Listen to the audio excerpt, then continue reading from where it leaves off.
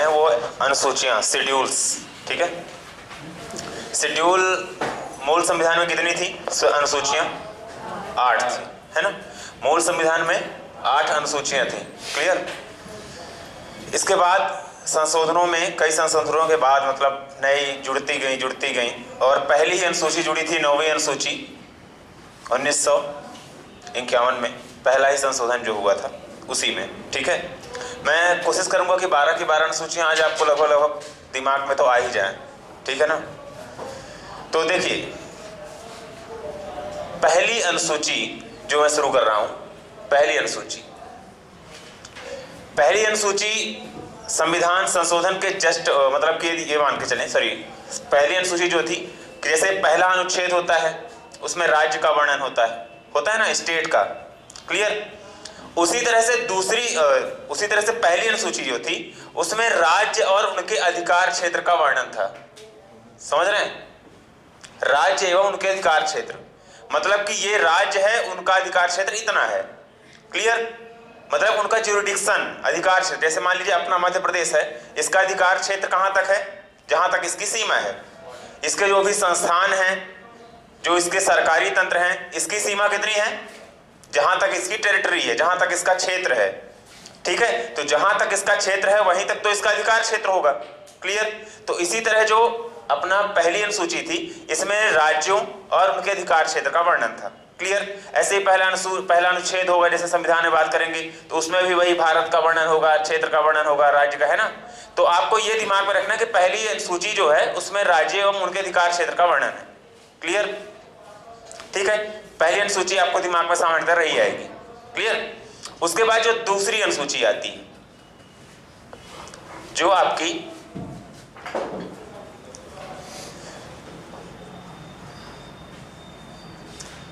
ये पहली हो गई। उसके बाद दूसरी अनुसूची देखिए, मैट्रिक जैसा कुछ नहीं बताऊंगा, लेकिन यह है कि आपको दिमाग में ऐसा रखना है कि चीजें आपकी इमेजिनरी फॉर्म में रहे। ठीक है। दूसरी अनुसूची के लिए आप एक 2 रुपए का नोट दिमाग में रख लीजिए। ठीक है, नोट इसलिए बता रहा हूं, पैसा इसलिए बता रहा हूं क्योंकि दूसरी अनुसूची में वेतन और भत्तों के बारे में दिया हुआ है।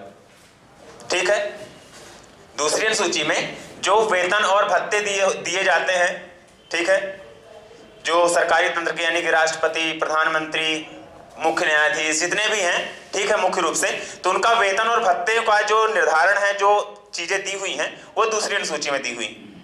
क्लियर। इसलिए मैं बोल रहा हूं कि 2 रुपए का नोट, 2 रुपए का सिक्का, जो भी आप इमेजिन कर सकते हैं, एक मनी फॉर्म इमेजिन कीजिए कि ये पैसे का है। ठीक है, तो ये दूसरी अनुसूची वेतन से संबंधित है। क्लियर। ओके। इसके बाद तीसरी अनुसूची आती है।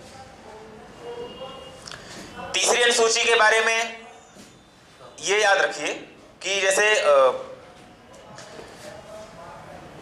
मूवीज जो साउथ में बनती है ना, मूवीज, ठीक है, उनके अजीबोगरीब नाम रहते हैं। क्लियर। तो मिथुन, एक समय पे 80s और 70s पे मिथुन चक्रवर्ती, जानते हैं ना, एक्टर, इंडियन बॉलीवुड, काफी फेमस थे।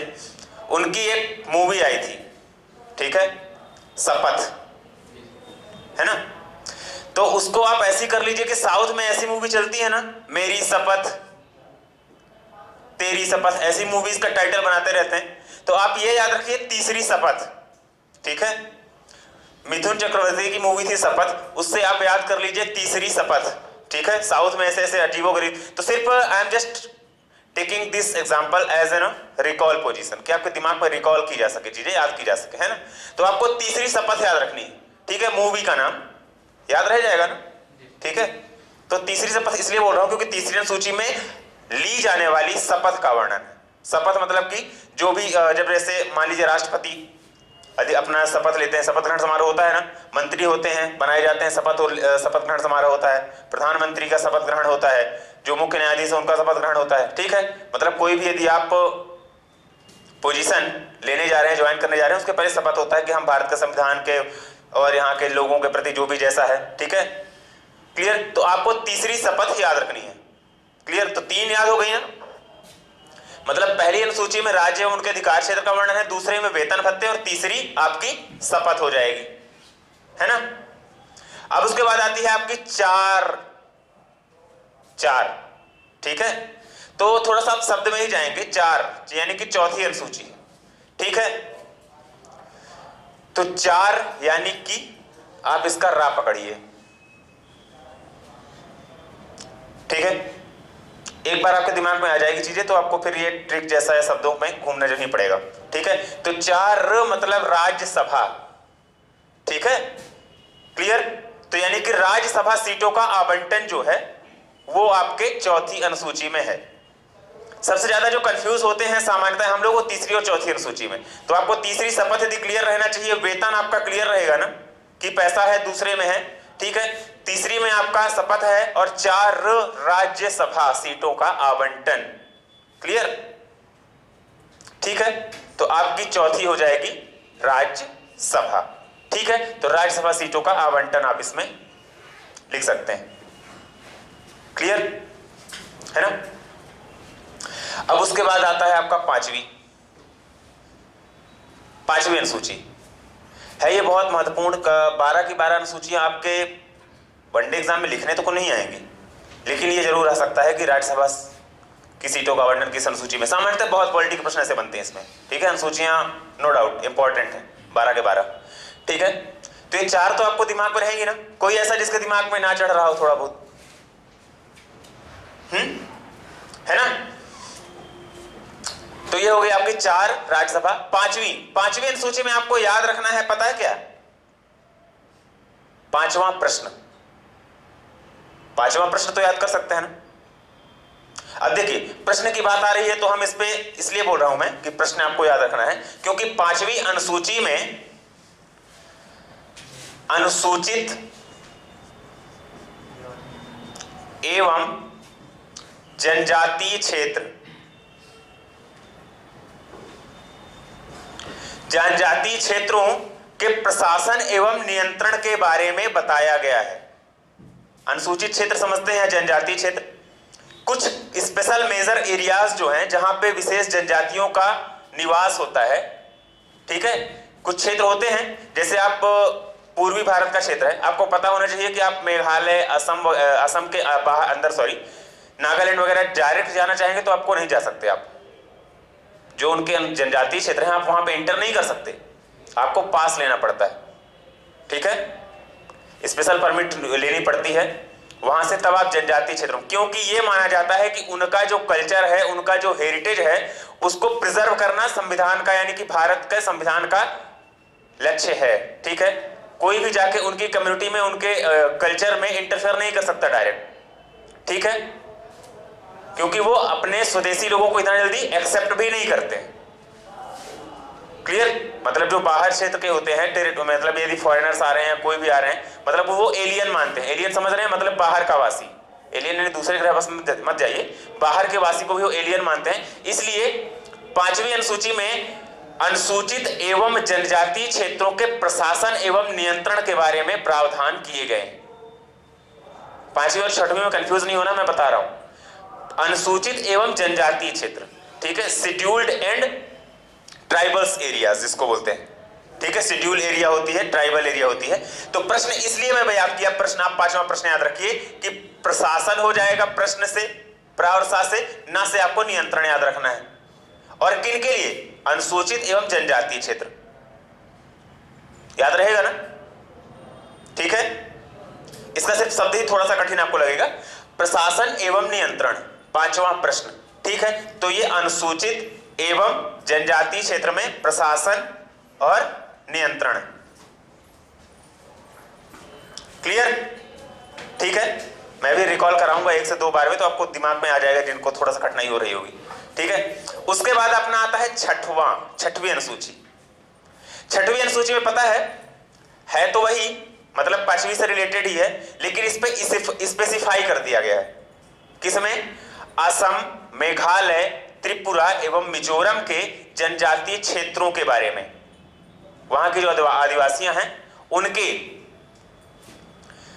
कल्याण और नियंत्रण के बारे में, यानी वहां के जनजातियों को स्पेसिफाई कर दिया गया, ठीक है। तो इसमें आपको याद रखना है जो 6वीं अनुसूची है उसमें असम, मेघालय, त्रिपुरा और मिजोरम याद तो रहेंगे ये, नहीं याद होंगे तो उसके लिए मैं एक छोटी सी आप लाइन याद कर सकते हैं। अमित्र, अमित्र का मतलब क्या होता है? नहीं, आप शब्द का अर्थ बताइए फिर, तो वो तो मैं समझ रहा हूं। अमित्र यानी क्या होता है? शत्रु। सुना होगा ना, हिंदी में वर्ड होता है अमित्र, ठीक है। अमित्र घात किसको किया जाता है प्राचीन भारत में? अच्छा, मैंने 2-3 चीजें आप लोगों को बताई, आप लोगों ने गूगल सर्च नहीं किया था। एक दिन मैंने आपको नैनार और अलवार बोला था। नैनार कौन थे? अलवार थे जो विष्णु के उपासक थे, और नैनार थे जो शैव धर्म को मानने वाले थे, ठीक है ना, बोला था ना। एक दिन और आपको ये बोला था, संघ सूची, संवर्ती सूची 6162 बताया था ना मैंने, सॉरी 6152 मैंने बताया था कि कंफर्म करना कौन सी किस में है, किया था किसी ने? 100 संघ सूची में है, 61 राज्य सूची में और 52 संवर्ती सूची में। अभी आऊंगा मैं 7वीं अनुसूची जब आएगी आपकी, इसी में, ठीक है। तो आपको छठवां याद रखना है, अमित्र मेघ, दुश्मन बादल, ठीक है। अमित्र मेघ ये शब्द उपयोग होता है ज्यादातर पहाड़ी क्षेत्रों में, कि जहां पे अक्सर बादल फटने की घटनाएं होती हैं, वहां पे बादल को शत्रु जैसा मानते हैं। क्लियर? तो आ से असम, मी से मिजोरम, त्रा से त्रिपुरा और मेघ से मेघालय, ठीक है। तो छठवीं अनुसूची में इन 4 राज्यों के लिए, यानी इन 4 राज्य के जनजातियों के लिए प्रावधान किए गए। क्लियर? याद रहेगा ना। पहली अनुसूची में राज्य एवं उनके अधिकार क्षेत्रों के बारे में वर्णन किया गया है। दूसरी अनुसूची यानी कि दूसरा 2 रुपए, याद रखिए 2 रुपए, रुपए यानी पैसे यानी वेतन, तो वेतन भत्तों का जो प्रावधान है वो दूसरी अनुसूची में है। तीसरी शपथ, मिथुन की पिक्चर आप याद रखिए, ठीक है। तीसरी शपथ यानी कि शपथ ग्रहण के जो ली जाने वाली शपथ है उसका उल्लेख है। 4 राज्यसभा, ठीक है, 4 में आप रा याद रखिए, राज्यसभा यानी राज्यसभा सीटों का आवंटन का उल्लेख है। 5वीं अनुसूची में आपकी अनुसूचित एवं जनजाति क्षेत्रों के प्रशासन के बारे में, ठीक है। ये पूरे अनुसूचित जनजाति क्षेत्र ऑल ओवर इंडिया, ठीक है। और 6वीं में आपको स्पेसिफाई कर दिया गया अमित्र मेघ में, यानी असम, मिजोरम, त्रिपुरा और मेघालय में। Point clear? 6 तो दिमाग में रहेगी ना। ओके, अब आपका आता है 7वीं अनुसूची, ठीक है। 7वीं अनुसूची में सूची ही है। 7वीं अनुसूची में, इसमें तो आपका हो गया क्या, अमित्र मेघ याद कर लीजिए, ठीक है। 7वीं अनुसूची में सूचियां ही हैं, संघ सूची, संवर्ती सूची और राज्य सूची। क्लियर? ये सूचियां क्या है? ये असल में कार्य निर्धारण है, ठीक है। केंद्र के कानून बनाने की शक्तियां, राज्य के कानून बनाने की शक्तियां और क्युमुलेटिव कानून बनाने की शक्तियां, यानी कि दोनों पे, जिस पे राज्य बनाया, मतलब कि कुछ ऐसे विषय होते हैं राज्य के जिस पे केंद्र बना सकता है कानून, तो उनको समवर्ती सूची में रख दिया गया, ठीक है। राज्य भी कानून बना सकता है उसमें, क्लियर, लेकिन उसको केंद्र से फिर परमिशन लेनी पड़ती। क्लियर? तो आपको ये पता होना चाहिए कि जो 7वीं अनुसूची है इसमें सूचियां ही हैं, ठीक है। और वो कौन कौन सी हैं? आपकी संघ सूची, राज्य सूची और संवर्ती सूची। मैंने आपको बताया था कि कैसे याद करना है, तो आपको एक संख्या याद करनी है, बात मतलब शब्दों में याद करिए, ठीक है। 6152, 6152, तो सबसे ज्यादा होगा तो सबसे बड़ा कौन है? केंद्र। तो यानी कि 100 कहां पे होंगे? संघ सूची। संघ सूची में कितने विषय हो जाएंगे? 100। उसके बाद छोटा क्या आ रहा है? राज्य, ऐसा ही है ना। और 52 आपका हो जाएगा संवर्ती सूची। क्लियर है ना? Any doubt? ठीक है। 7वीं अनुसूची सूचियां ही। क्लियर? ओके। अब इसके बाद आ रहा है आपकी 8वीं अनुसूची। 8वीं अनुसूची में क्या है? भाषाओं को बताया गया है। अब इसमें 8वीं अनुसूची में भाषाओं के बारे में तो दिमाग में रखना है, लेकिन आपको एक चीज ये दिमाग में रखनी है कि मूल संविधान में कितनी भाषाएं थी? 14।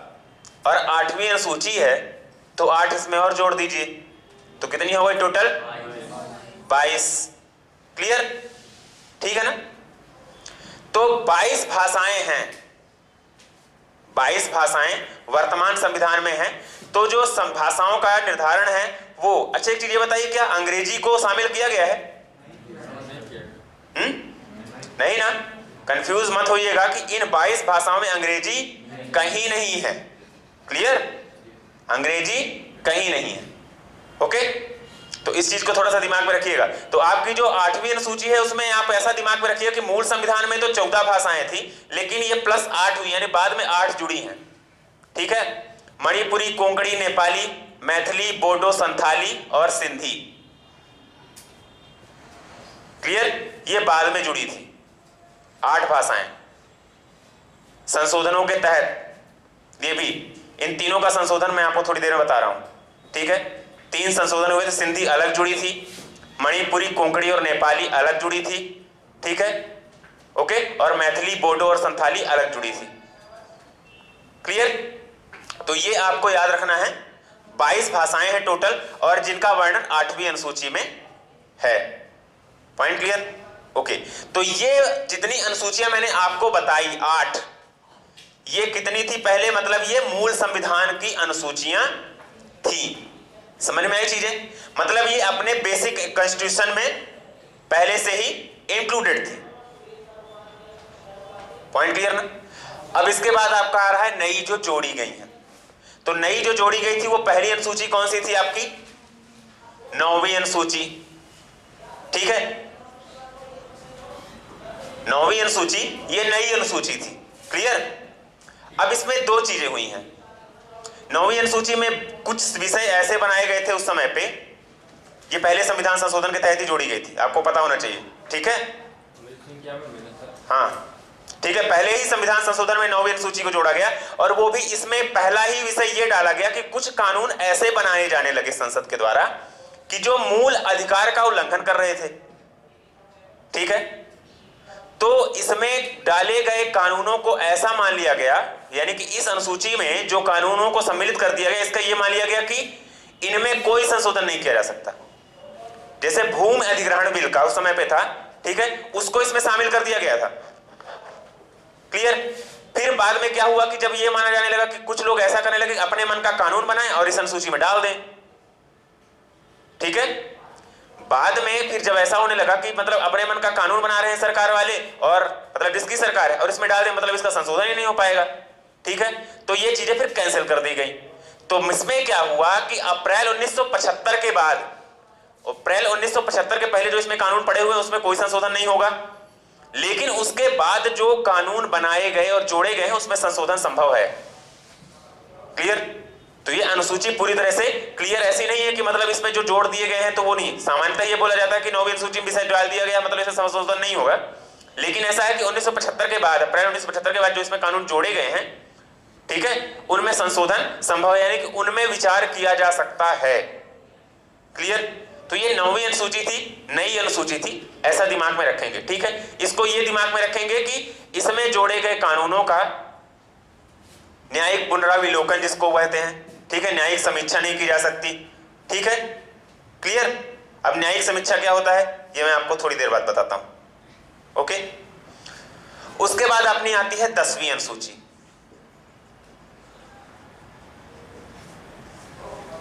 ठीक है, तो 10वीं अनुसूची में दल बदल कानून का उल्लंघन, मतलब प्रावधान किया गया है। मतलब दल बदल कानून ऐसा था राजीव गांधी के जमाने में, राजीव गांधी के जमाने में ऐसा ये कानून था कि भैया इस पार्टी का है तो उस पार्टी में चला जा रहा है। ठीक है, आया राम गया राम वाली चीजें चल रही थी उस समय पे। आप यदि हिस्ट्री किताब पढ़ेंगे तो ये शब्द आएगा भी।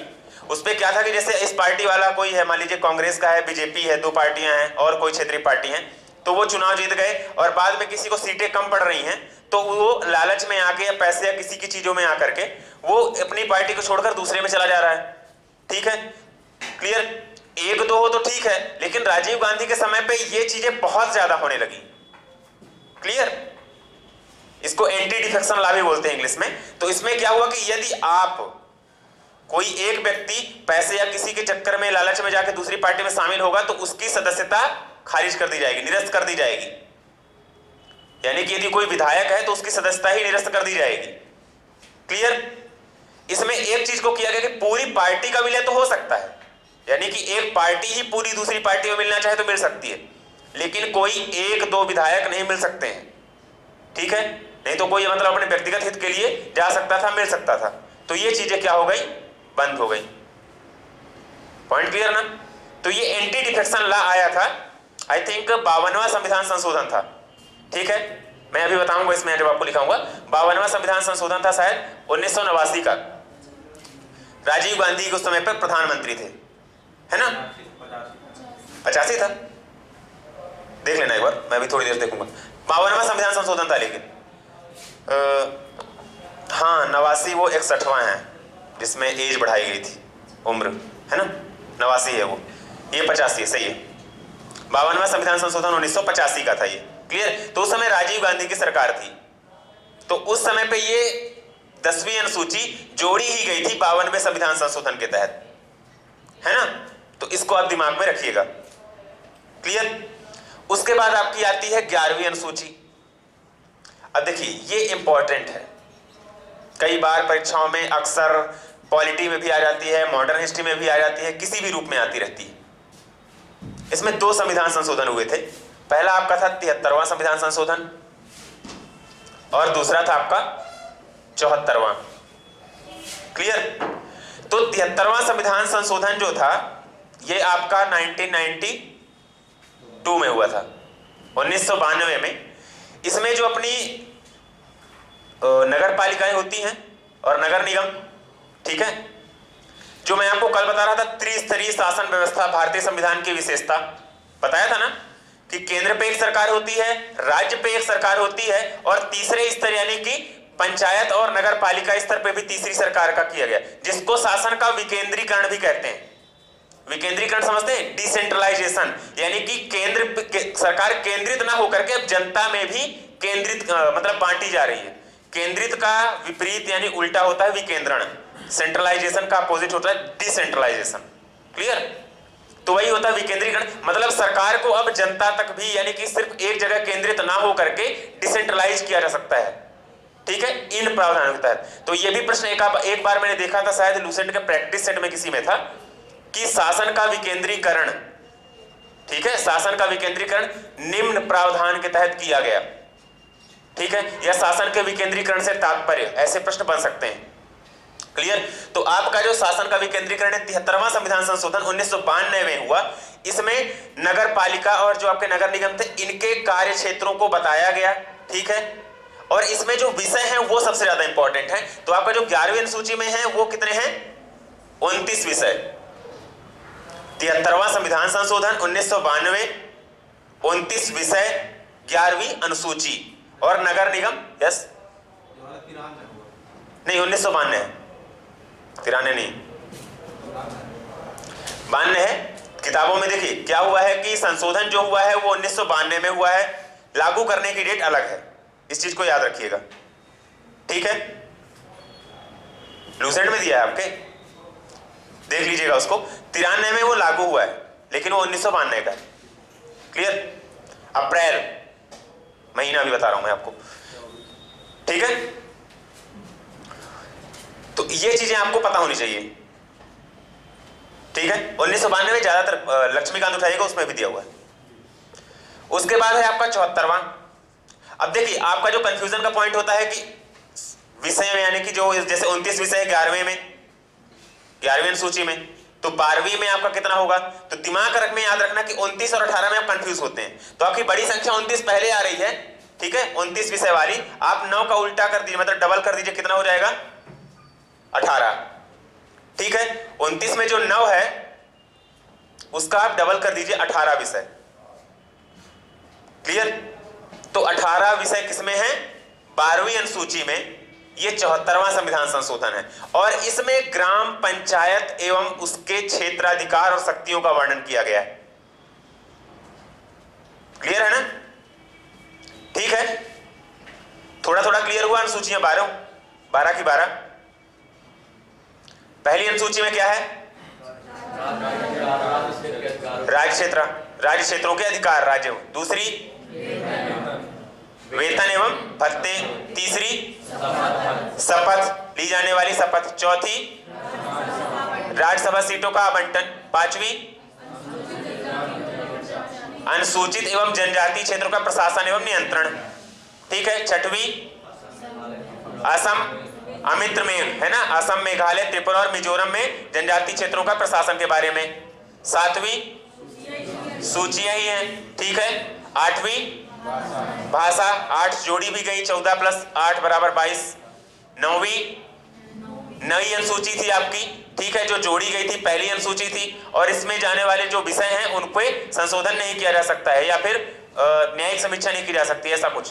क्लियर। 10वीं दल बदल। क्लियर। 11वीं 73वां संविधान संशोधन, नगर पालिका, जो नगर निगम के क्षेत्रों की शक्तियां हैं। और 12वीं में आपकी ग्राम पंचायतें, उसकी शक्तियां। 29 विषय पहले में यानी 11वें में, 18 विषय 12वें में। ठीक है। 73वां संविधान संशोधन पहली यानी कि 11वीं, और 12वीं में 74वां संविधान संशोधन। Point clear? होप सो आपको याद होगा। ठीक है। थोड़ा बहुत तो लगभग 20-30% तो चढ़ गया होगा ना। ठीक है। चलिए लिखेंगे अब आगे।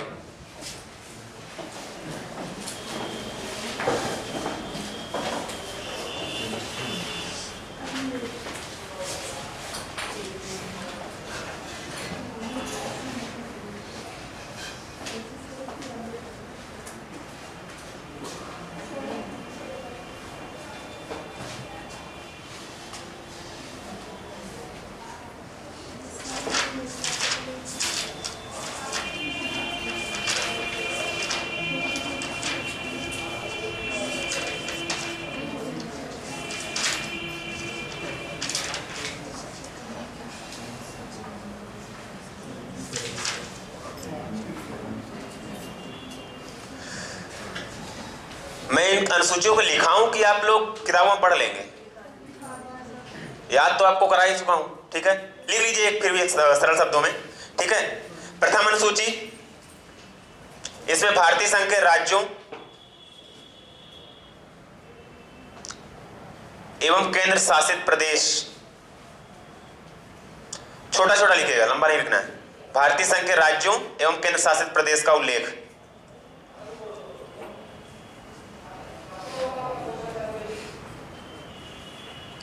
भारतीय संघ के राज्यों एवं केंद्र शासित प्रदेश का उल्लेख।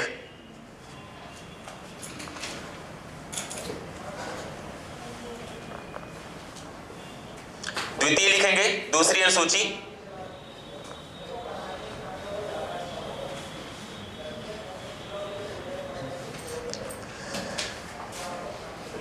राज्य व्यवस्था के पदाधिकारी, राज्य व्यवस्था के पदाधिकारियों के वेतन का उल्लेख।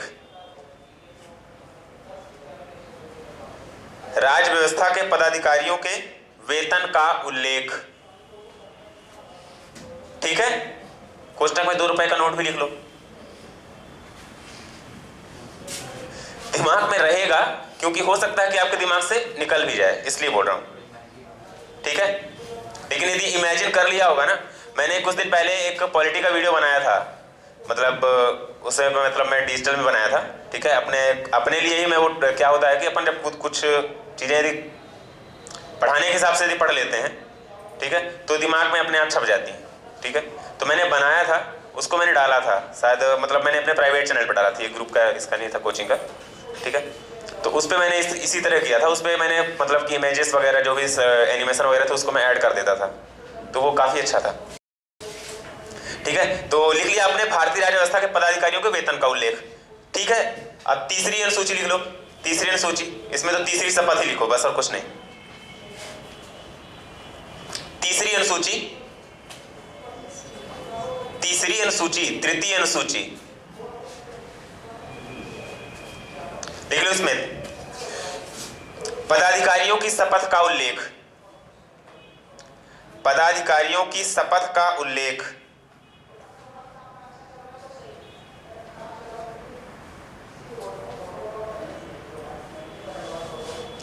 पदाधिकारियों की शपथ का उल्लेख। ठीक है, तीसरी शपथ लिखना हो तो लिख लो शॉर्ट में। चौथी अनुसूची राज्यसभा सीटों का आवंटन। 4 राज्यसभा सीटों का आवंटन।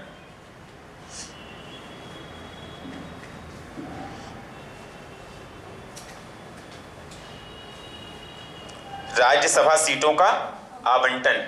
ओके, आवंटन नहीं समझते, बांटना, डिस्ट्रीब्यूशन। डिस्ट्रीब्यूशन होता है, ठीक है, मतलब कि जैसे डिवाइड होती है ना, स्टेट वाइज सीटें इतनी इतनी डिस्ट्रीब्यूट होती हैं, उनको बोलते हैं आवंटन, डिस्ट्रीब्यूशन। ठीक है, ठीक है।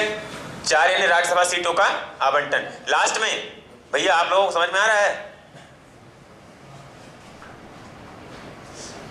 5वीं लिखेंगे, अनुसूचित एवं जनजातीय क्षेत्रों, जो बोला हूं बस वही, अनुसूचित एवं जनजातीय क्षेत्रों के प्रशासन एवं नियंत्रण।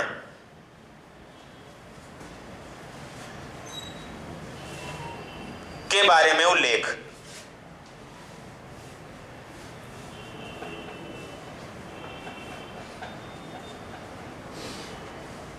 ये सब लोगों के मुंह के फट रहे हैं यार। अनुसूचित एवं जनजातीय क्षेत्रों के प्रशासन सही बोले, प्रशासन एवं नियंत्रण के बारे में उल्लेख। ठीक है, या नियंत्रण का उल्लेख। ठीक है सर, ये पाउडर भी बहुत ज्यादा है तो उससे क्या होता है? नहाते नहीं है कि ऊँघना ज्यादा होता है उससे। तो क्यों रहते हो भैया? रहते क्यों? कौन बोलता है कि रीवा में रहो? हैं? जिनके पास गांव की सुविधा है तो बिल्कुल गांव में रहो, आस पास हो तो। अब ठीक है, जो कोई यदि मऊगंज का है वो छोड़ दो। ठीक है, अब समस्या भी यही है ना कि सबको चाहिए भी कि मेन सिटी सेंटर में रहना है। जहां बोलते हैं ना कि कल अपने एसपी साहब ने एक स्टेटस डाला था, काफी मजेदार लिखा था। ठीक है, जहां पे जिंदगी एक कमरे में सिमट जाती है उसे अक्सर लोग बड़ा शहर कहते हैं। समझ रहे हैं? तो चीजें ऐसी ही हैं कि शहर में 2 कमरे का घर रहेगा तो उसको बोलते हैं अरे हम रीवा में रहते हैं, और गांव में पूरा 10 कमरे का घर छोड़ के आएंगे तो वो सही चीज है उनकी। ठीक है, तो भैया यदि ऊँघने वाले हो तो नहा के आया करो, सही बात है। ठीक है, एक तो इस समय वैसे भी रात बहुत लंबी होती है। चलिए, हम कहां पे थे? 5वीं में ना। ठीक है, 6वीं अनुसूची लिखेंगे। अब देखिए, असम लिखेंगे, असम, मेघालय, त्रिपुरा, मिजोरम। कोष्टक में अमित्र मेघ लिख लो। असम, मेघालय, त्रिपुरा, मिजोरम, अमित्र मेघ। ठीक है, मिजोरम लिख लिया ना। अब उसके बाद लिखेंगे राज्यों के जनजातीय क्षेत्रों, राज्यों के, हाँ कंटिन्यूस में, राज्यों के जनजातीय क्षेत्रों के प्रशासन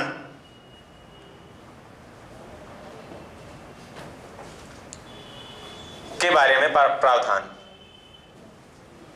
या प्रशासन के प्रावधान लिख दीजिए। तो जो ये अपनी असम, मेघालय, त्रिपुरा, मिजोरम राज्यों के प्रशासन के प्रावधान, सीधी भाषा है। ठीक है, 5वीं और 6वीं में आपको कंफ्यूज नहीं होना है। समझ रहे हैं ना आप? 6वीं में सिर्फ राज्यों को स्पेसिफाई कर दिया है, क्लियर, और 5वीं में अनुसूचित एवं जनजातीय क्षेत्रों को पूरा ले लिया है। ठीक है, तो इसमें कंफ्यूजन नहीं रखना है आपको। अक्सर ये जो आपके मतलब कि कहीं ना कहीं दिमाग में एम्बिग्युइटी का एक पॉइंट बनता है, जिसको आपको दिमाग में 2 भांत नहीं करना है। क्लियर होना चाहिए। ठीक है ना। उसके बाद लिखेंगे 7वीं अनुसूची। 7वीं अनुसूची केंद्र एवं राज्यों की शक्तियों का विभाजन।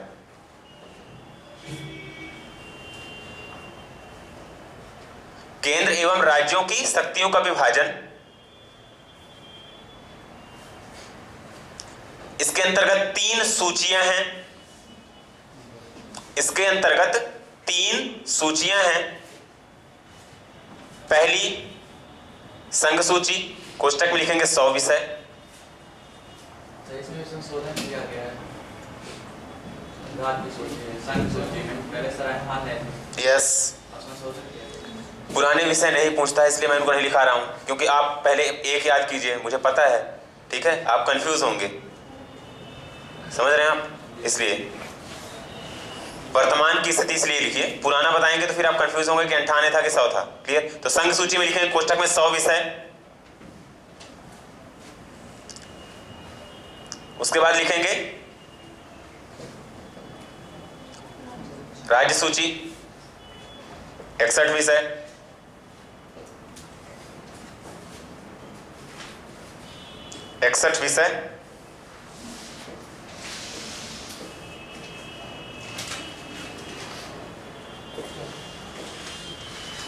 हो गया? उसके बाद आपका समवर्ती सूची। समवर्ती सूची कहां से ली गई है? समवर्ती सूची में लिखेंगे कितने? 52 विषय। ठीक है, 61, 100, 52, ये आपको दिमाग में रखना है। 61, 100, 52, इस संख्या को दिमाग में शब्दों में याद रखिए, अपने आप क्लियर रहेंगे। सबसे ज्यादा है तो संघ में होगा, उसके बाद बीच में राज्य, फिर उसके बाद समवर्ती सूची। समवर्ती सूची कहां से ली गई है? बताया अभी हूं, न्यूता खाने चले जाते हो सब बैठ के, हैं? 3-4 दिन बता चुका हूं, आप लोग भूल जाते हो यार। बताया हूं ना अभी, लास्ट है परसों के दिन किसी दिन। समवर्ती सूची ऑस्ट्रेलिया से ली गई है। अभी मैं संविधार्थी संविधान के स्रोत बताऊंगा आपको, ठीक है, इसके जस्ट बाद ही, तो चीजें ज्यादा अच्छे से क्लियर हो जाएंगी। लेकिन एक शब्द यदि कोई आ रहा है तो इंडिविजुअल आपके दिमाग में ज्यादा जाएगा। एक साथ में बताऊंगा कि ऑस्ट्रेलिया से इतना लिया गया है तो आप भूल जाएंगे, इसलिए याद रखिए ऑस्ट्रेलिया से ली गई है समवर्ती सूची, है ना। चलिए, समवर्ती सूची आपने लिखा 52 विषय। ओके, अगला लिख लीजिए 8वीं अनुसूची। 8वीं अनुसूची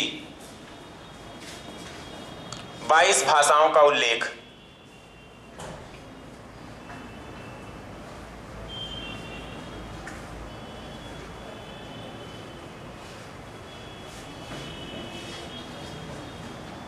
बाईस भाषाओं का उल्लेख। ओके, अब यहां पे आपको भाषाओं का संशोधन दिमाग में रखना है। और सबसे बड़ी चीज ये है ना कि एक मुखर शब्दों में आपको याद रखना होगा सारी भाषाओं को, ठीक है, जितने भी संशोधन हुए हैं। ओके, तो आपको ये याद रखना है कि आपको जो पहले लिख लीजिए सिंधी 22 भाषाओं का उल्लेख, ठीक है। अगली लाइन लिखेंगे मूल रूप से 8वीं अनुसूची में 14 भाषाएं थी। मूल रूप से, ये पूरा जो आप लाइन लिख रहे हैं ना इसको कोष्टक में लिखेगा, ठीक है। मूल रूप से 8वीं अनुसूची में 14 भाषाएं थी।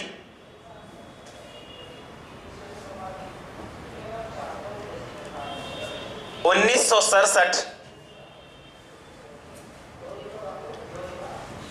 सड़सठ 21वें संविधान संशोधन में 1967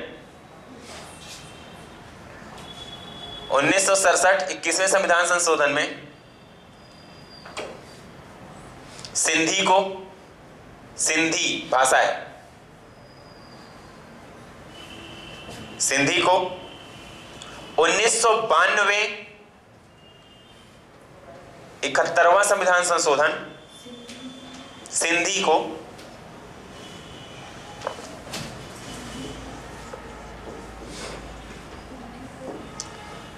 1992 71वां संविधान संशोधन या 71वां संशोधन बस लिखिए, 71वां संशोधन कोंकणी मणिपुरी नेपाली को, कोंकणी मणिपुरी नेपाली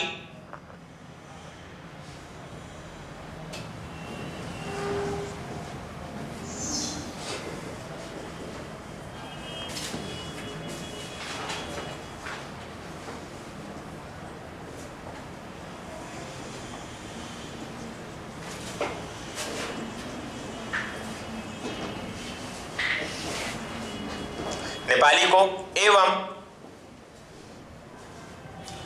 2003 92वां संशोधन, एवं 2003 92वां संशोधन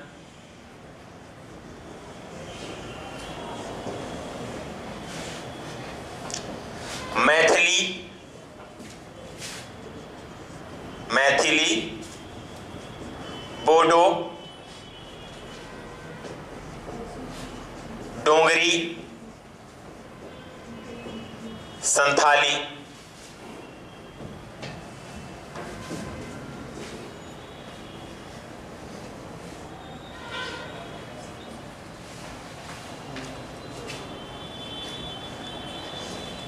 मैथिली, बोडो, डोंगरी, संथाली को जोड़ा गया।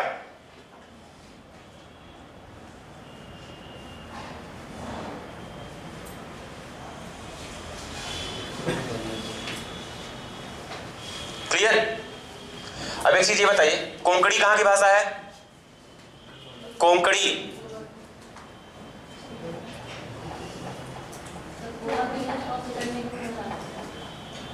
गोवा कौन बोल रहा है? आप? यस, ठीक है। गोवा, कोंकणी गोवा की भाषा है। मणिपुरी, मणिपुर, नेपाली, नेपाल, मैथिली, मैथिली ठाकुर को जानते हैं, यूट्यूब में इस समय पे मतलब स्पेशली लॉकडाउन में फेमस हुई है, ठीक है। मैथिली जो भाषा बोली जाती है वो सामान्यतः मतलब कि पूर्वी उत्तर प्रदेश, बिहार, नेपाल का क्षेत्र, ठीक है, और कुछ झारखंड के क्षेत्र में ये मैथिली बोली जाती है, समझ रहे हैं? ये मैथिली इधर के क्षेत्र की भाषा है। उसके बाद बोडो, बोडो असम, बोडो भाषा जो है वो असम की आधिकारिक भाषाओं में से एक है, ऑफिशियल लैंग्वेजेस में। क्लियर? डोंगरी जम्मू कश्मीर, ठीक है, जम्मू कश्मीर के क्षेत्र में डोंगरी बोली जाती है। क्लियर? उसके बाद संथाली, संथाल विद्रोह कहां हुआ था? पढ़े हो ना? झारखंड, ठीक है। संथाली क्षेत्र जो संथाल जनजाति भी है, ठीक है, तो संथाली कहां की है? झारखंड के एरिया में बोली जाती। तो पहले तो आप ये क्लियर हो जाइए, बोडो कहां की? असम की है। मणिपुर, नेपाली आप समझ रहे हैं, मैथिली भी आप समझ रहे हैं, डोंगरी जम्मू कश्मीर की पहाड़ी भाषा है ये, ठीक है। उसके बाद आपकी संथाली, संथाल क्षेत्र में संथाल जनजाति द्वारा झारखंड में बोली जाती है। पहली चीज क्लियर ना? अब उसके बाद आइए, आपका जो 21वां संविधान संशोधन था, ठीक है, ये इधर 1967,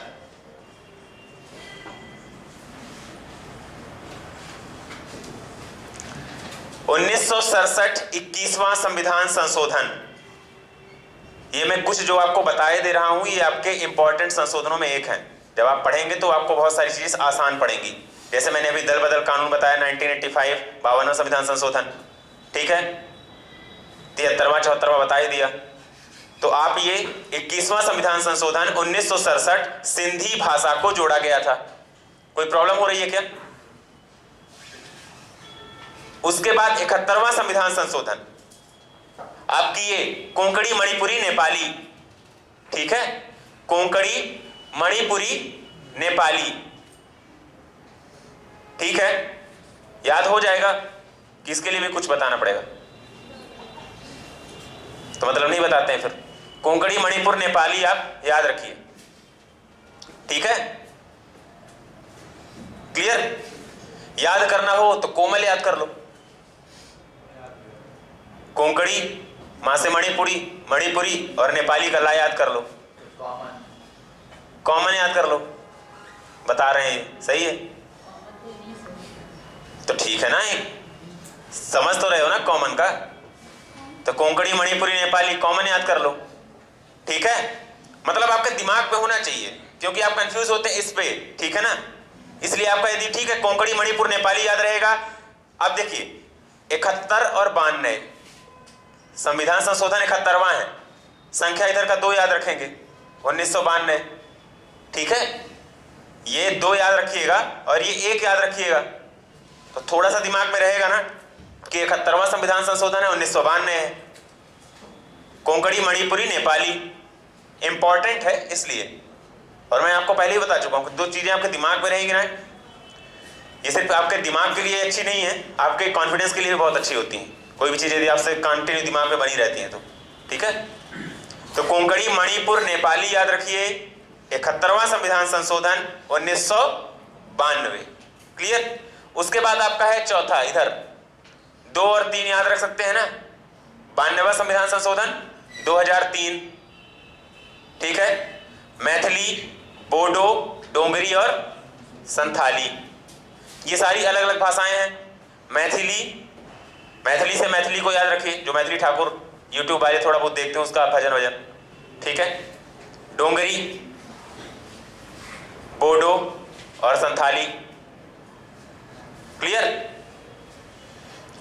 प्रश्न ये आए हैं कई बार, किसी एक भाषा को बोल दिया गया है, डोंगरी सबसे ज्यादा इस पे आई हो कि डोंगरी भाषा को किस संविधान संशोधन द्वारा जोड़ा गया है। किसी प्रकार का प्रश्न बन सकता है। 71वां संविधान संशोधन निम्न में से संबंधित है। क्लियर। 92वां संविधान संशोधन निम्न में से संबंधित है। तो आप 92, 2003 यानी 2 और 3 को इधर का, ये आपका कपाल याद रखिए 2 और 3 का। ठीक है। और ये 1 और 2 का ये रहेगा 1, 2, 2, 3। 92वें संविधान संशोधन 2003। मैथिली, बोडो, डोंगरी, संथाली, कोंकणी, मणिपुरी, नेपाली। ठीक है, रहेगा ना याद। ओके, चलिए आगे चलते हैं। अपन लिखेंगे 9वीं अनुसूची। 9वीं अनुसूची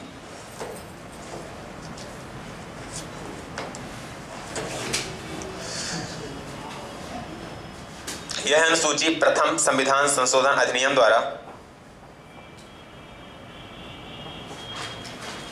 यह अनुसूची प्रथम संविधान संशोधन अधिनियम द्वारा 1951 में जोड़ी गई। 1951 में जोड़ी गई।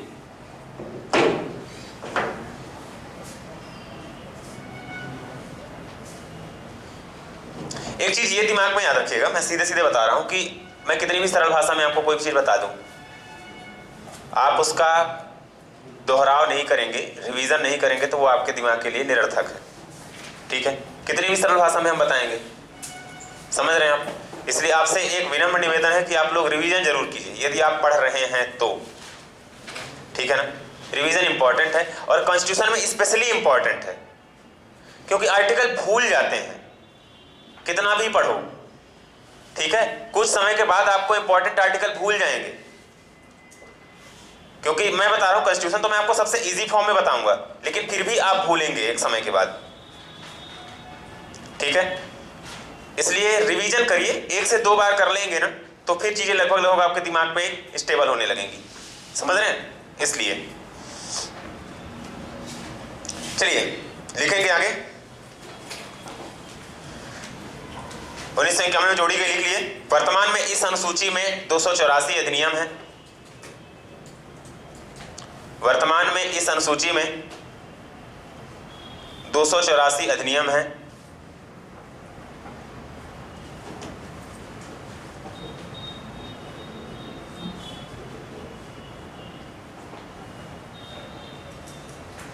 वर्तमान में इस अनुसूची में 284 अधिनियम हैं। इसमें सम्मिलित विषयों को न्यायालय में समीक्षा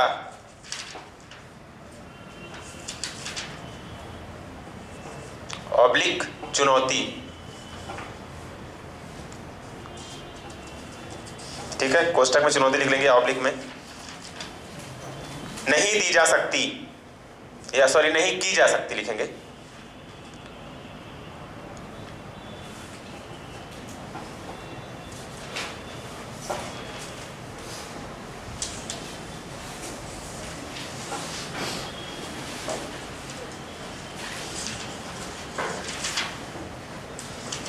ठीक है। लिखेंगे 10वीं अनुसूची, कोष्टक में पहले लिख लेंगे 10वीं अनुसूची, बगल में दल बदल।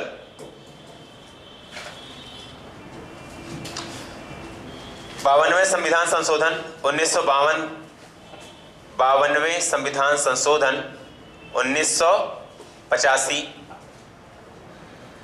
द्वारा जोड़ी गई।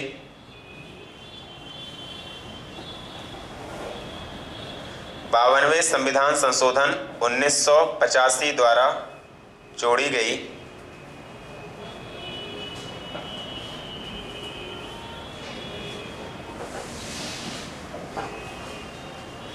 क्लियर है?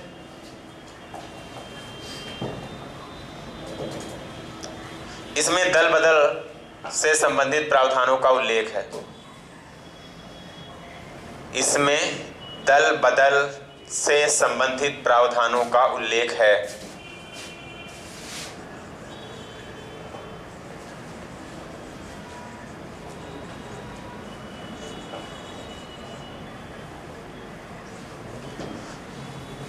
कोष्टक में एंटी डिफेक्शन लॉ भी पढ़ लिख लीजिएगा, क्योंकि परीक्षाओं में इस नाम से भी आया है। हिंदी वाले भी एंटी डिफेक्शन लॉ सीधे पूछता है। दल बदल नियम को एंटी डिफेक्शन लॉ भी बोलते हैं, और कभी कभी वो हिंदी में भी यही लिखता है एंटी डिफेक्शन लॉ, इसलिए। ठीक है, ANTIDEFECTION डिफेक्शन।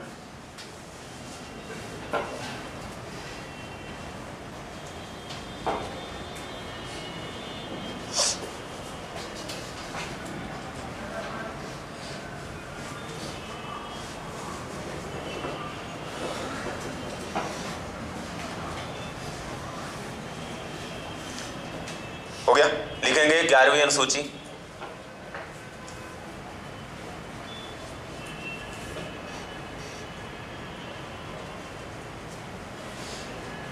यह अनुसूची संविधान में 73वें संविधान संशोधन, यह अनुसूची संविधान में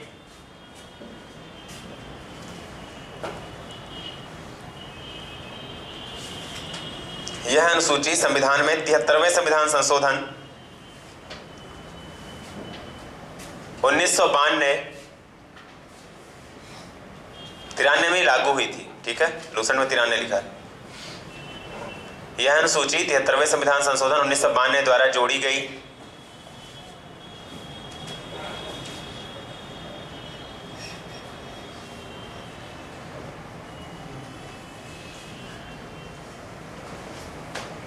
इसमें पंचायती राज्यों के, या पंचायत लिख लीजिए, उतना ही है। इसमें पंचायतों के कार्य करने के लिए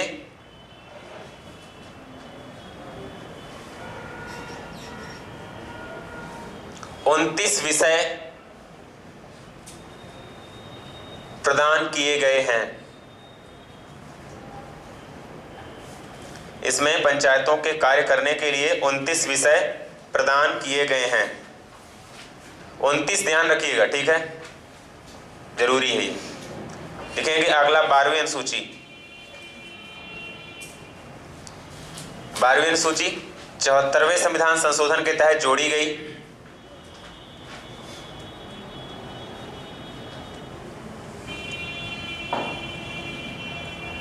एवं स्थानीय स्वशासन संस्थाओं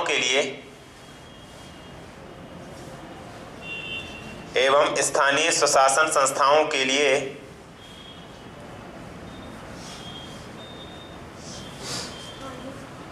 स्थानीय स्वशासन रीजनल ऑटोनोमस बॉडी जो होती हैं, स्थानीय स्वशासन संस्थाओं के लिए 18 विषय प्रदान किए गए।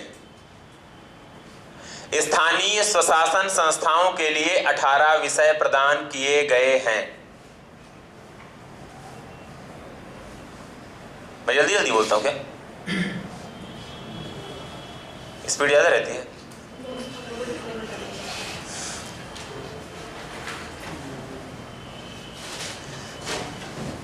ठीक है,